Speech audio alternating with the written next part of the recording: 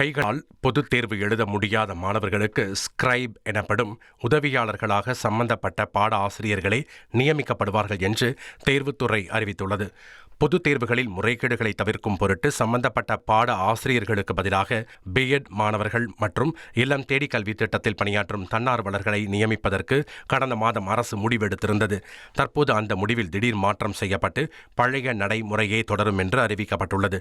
இதுகுறித்து தேர்வுத்துறை இயக்குநர் சசிகலா வெளியிட்டுள்ள புதிய அறிவிப்பில் மாணவர்கள் சொல்லும் விடைகளை எழுத மீண்டும் அந்தந்த பாட ஆசிரியர்களே நியமிக்கப்படுவார்கள் என்றும் அதிகாரப்பூர்வமாக தெரிவிக்கப்பட்டுள்ளது.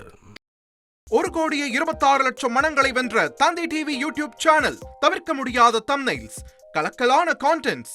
நீங்களும் இந்த குடும்பத்தில் இணைய இப்பவே சப்ஸ்கிரைப் பண்ணுங்க. அசுரபலம் கொண்ட எங்கள் டிஜிட்டல் கரங்களில் உங்கள் விளம்பரங்களை சேர்க்க வாட்ஸ்அப் பண்ணுங்க. 8939888838. Email advttv@dttv.in.